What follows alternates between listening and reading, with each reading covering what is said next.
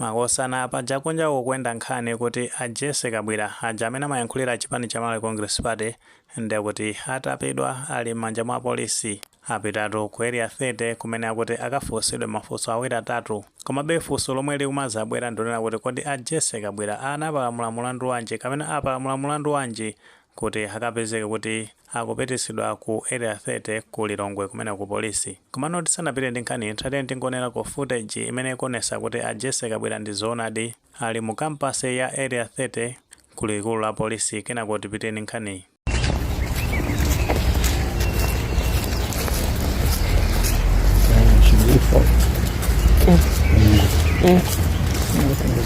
Chabwino taona pamenepo kumeneko ndithude ndi ku area 30. Ndeno tikapita ku funso lija limene anthu akumazifunsa zonena kuti Akabwira anapalamula mulandu wanji. Tikhulupirira kuti ambiri linatsatira bwino kuti avitumbiko momba komanso ali chati chimwendo mpanda panopa ali ku chitokosi cha polisi posatira kuti anthu amenewa anamangidwaponso masiku angapo apitawo pa milandu imene akuganizira kuti anapalamula m'mbuyomu. Ndiye tikatengera ndi mulandu umene anapalamula a vitumbiko momba uja akuti anapalamula pa 19 September pamene anazachita press briefing ku headquarters ya chipani cha Malawi Congress Party potengera ndi warrant of arrest imene apolisi anatenga kubwalo la milandu kuti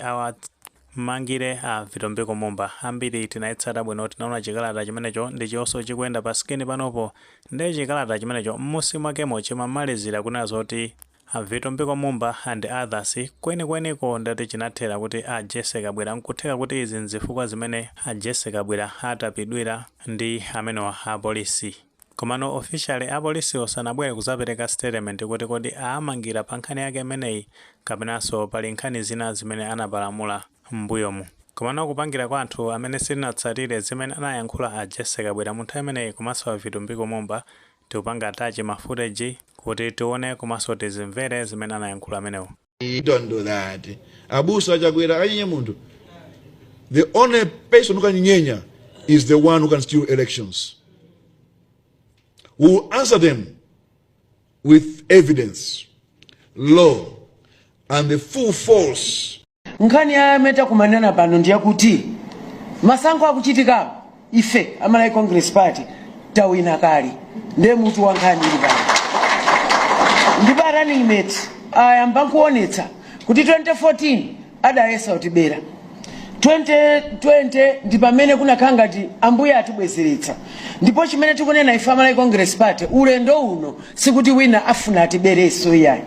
kuba nde ulendo uno mwakumana ndi anthu oti akugwirani simunagwidwa kunokokha magwidwa kumpoto magwidwa kumwera magwidwa kulikoma magwidwa kulikose nde kumene mukuauza kunja auzeni zoona. Running mate akuti auzeni achakwera akunena kuti nena ni zoona kuti magwidwa mukuba osati tawina tidzinena chilungamo mmene zinthu zilili. Nde amatani choyamba pamaoneka kuti kumaonjezeredwa manambala amtalika. Chabwino taona komanso tamva zimene ayankhula Akabwira komanso avitumbiko momba mu nthawi imeneyo ndipo tenga ndi nkhanizo zikunena zona kuti pa zinthu zimene ayankhulazi zinali kuthekera kuyambisa chisokonezo. Paja amenewa amanena zona kuti pa chisankho chimeneja anapambana komano mukaona zosalira za chisankho mmene zimayendera zimaonesa kuti ngakhale abungwe la Malawi Electoral Commission asanalengeze officially kuti amene anapambana ndi ndani komano achipani cha Democratic Progressive Party ndi amene amasogola ndi zosalira za chisankho zimenezo. Ndeti nkutheka kuti pa zifukwa zimenezi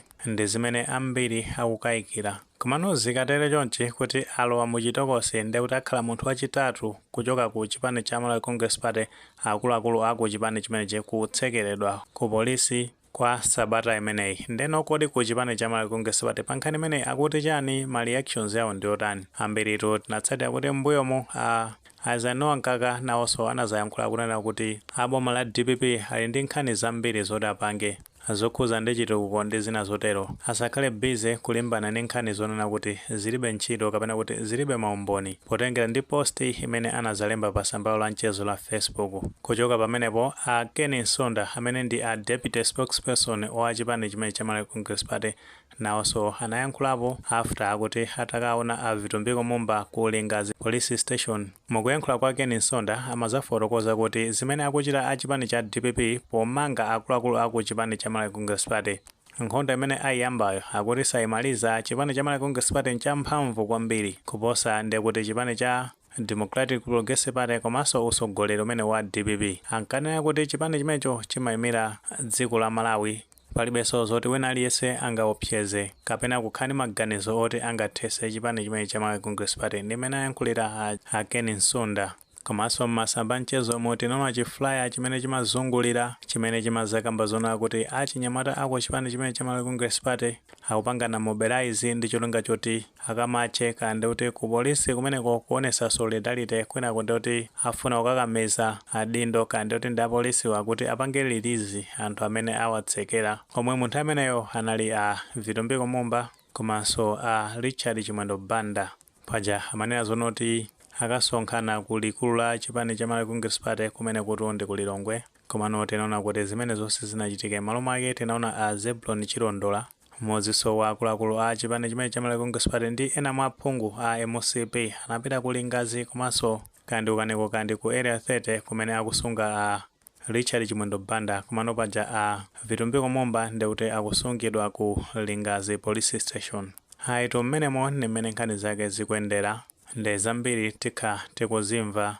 tikhaso tikubweresani mmene nkhani zake zikuyendera pano patitha kusimikiza kuti mphamvu zimene ali nazo makosana amenewa kandete kuyankhula kwambiri kakuzimva kuti ndi mphamvu kwambiri zonsezi zinatha posatira kuti makosanawa ndiye kuti anatuluka mboma sangathenso kulamula apolisi amene ankagwiritsa ntchito padzana paja kuagwiritsa ntchito molakwika malo moteteza nzika za dziko la Malawi amenewotu amakhala akuteteza anyamata azikwanje ndi zina zotero. Ngoti zinthu zonse kusintha andapita Joyce Banda kukatenga chani mpando a Joyce Banda ndipo a MCP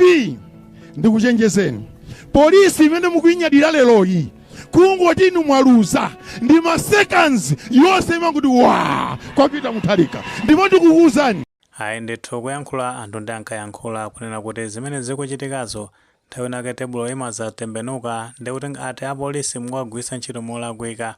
ikazatembenuka tebulo ndi kuti zinthuzo zapeza zoti apolisi amenewo ayambanso kumanga inu nomwe amapereka chitsanzo pamenepo zimene anakumana nazo achisale munthu ameneyo kuli malemu a Bingu Muthalika ali mtsogoleri zimene zinachitika anoma ndi chisale administration itangosintha ndi kuti polisi inatembenuka nthawi yomweyo kupita kukakhala kwa mtsogoleri wakale a Dr. Joyce Banda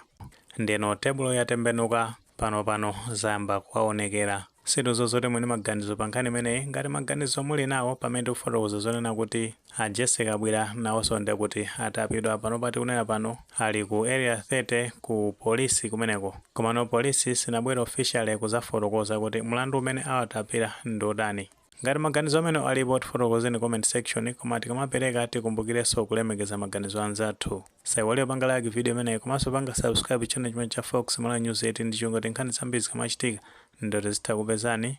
mosavuta.